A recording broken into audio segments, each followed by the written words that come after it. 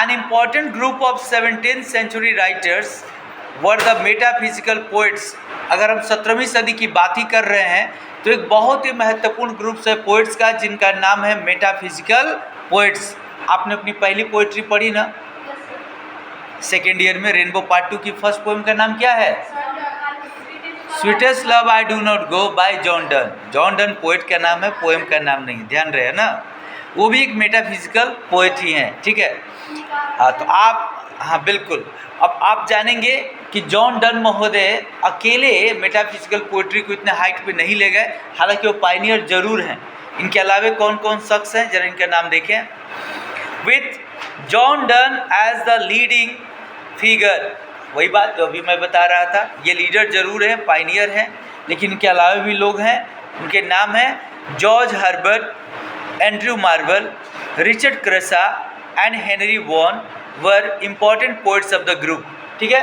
17वीं सदी के ये लेखक जिनका अभी मैंने आपको बताया, इनका नाम लिया, जैसे John Donne, George Herbert, Andrew Marvell, Richard Crashaw और हेनरी वॉन, ये किस प्रकार के पोइट्स हैं? मेटाफिजिकल पोइट्स हैं। अगर आप लिटरेचर के क्षेत्र में आगे बढ़ेंगे ना तो ये बहुत इंपॉर्टेंट है, इन चीज़ों को जानना समझना।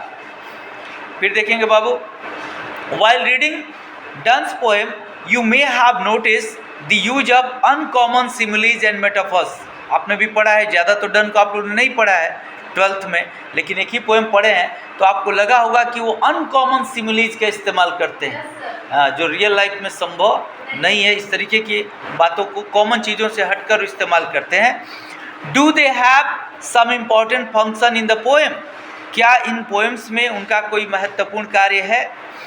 दे bring to our notice relationship among uncommon things, इनका मुख्य काम क्या है? क्या हमारे ध्यान में लाते हैं अनकॉमन थिंग्स के बीच एक रिलेशन इस्टेब्लिश करना। जैसे आपको याद होगा, the sun went hence and yet is here today, है ना।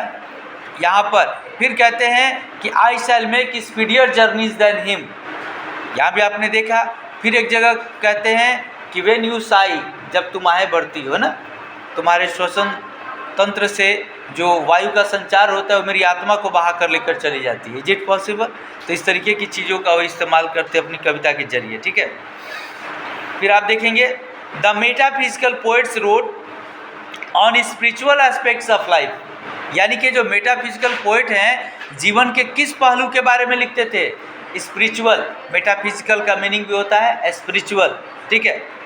But their love poems are equally interesting और फैसिनेटिंग, है ना। लेकिन जो उनके लव पोएम्स हैं वो भी उतने ही आकर्षक हैं जितने कि उनके स्पिरिचुअल पोएम्स, ठीक है। यहाँ तक फिर एक बार आप लोग अच्छे से रिवाइज कर लें।